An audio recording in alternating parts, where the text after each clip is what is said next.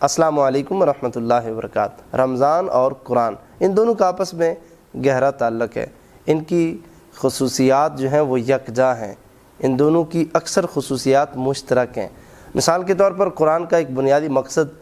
تقوی عطا کرنا ہے، انسان کو متقی بنانا ہے، جس طرح کہ قرآن پاک میں ذالک الکتاب لا ریب فیہ، یہ وہ کتاب ہے جس میں شک کی گنجائش ہی نہیں، لا ریب فیہ ھدی للمتقین، اور یہ متقین کے لیے ہدایت ہے۔ تو قرآن کا ایک مقصد تقوی عطا کرنا ہے، انسان کو متقی اور پرہیزگار بنانا ہے، اور روزے رکھنے کا اور روزے فرض کرنے کا جو بنیادی مقصد ہے، قرآن پاک کہتا ہے یا ایھا الذین آمنوا کتب علیکم الصیام کما کتب علی الذین من قبلکم، کہ اے ایمان والو تمہارے اوپر روزے فرض کیے گئے ہیں جیسا کہ تم سے پہلی امتوں پر روزے فرض کیے گئے تھے۔ کیوں فرض کیے گئے ہیں تمہارے اوپر یہ روزے؟ لعلکم تتقون، تاکہ تم پرہیزگار بن جاؤ، متقی بن جاؤ۔ یعنی قرآن کا بھی ایک مقصد تقوی عطا کرنا ہے، انسان کو متقی اور پرہیزگار بنانا ہے، اور رمضان کا بھی ایک مقصد، روزے کا بنیادی مقصد لعلکم تتقون، تاکہ تم پرہیزگار بن جاؤ، تاکہ تم متقی بن جاؤ۔ ایک اور خصوصیت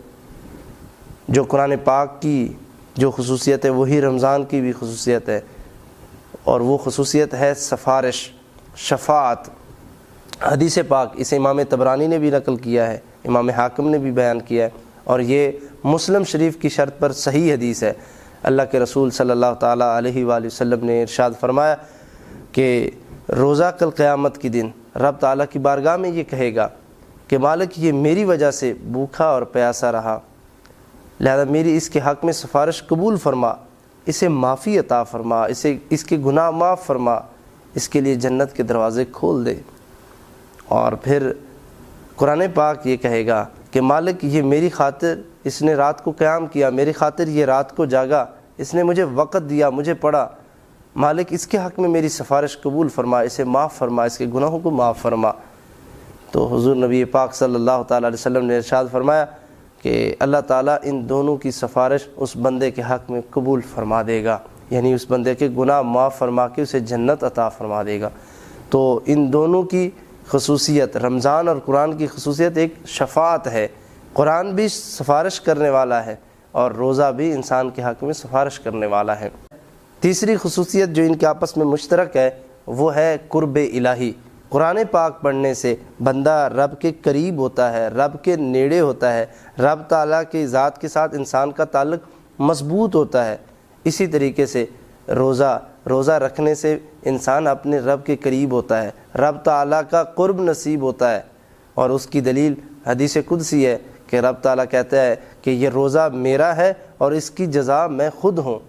یعنی اللہ تعالیٰ کا دیدار بھی ہو سکتا ہے اس کے معنی میں، اور یہ بھی ہو سکتا ہے کہ انسان اپنے رب کے قریب ہوتا چلا جاتا ہے، رب کی محبت میں انسان آگے بڑھتا چلا جاتا ہے۔ تو ان دونوں میں یعنی رمضان اور قرآن میں یہ جو قرب الہی کی خصوصیت ہے یہ بھی مشترک ہے۔ اور پھر ایک اہم بات، قرآن پاک رمضان المبارک کے مہینے میں نازل ہوا۔ قرآن پاک کہتا ہے شہر رمضان الذی انزل فیہ القرآن، کہ رمضان وہ مہینہ ہے جس میں قرآن پاک نازل ہوا۔ تو قرآن پاک رمضان میں نازل ہوا ہے،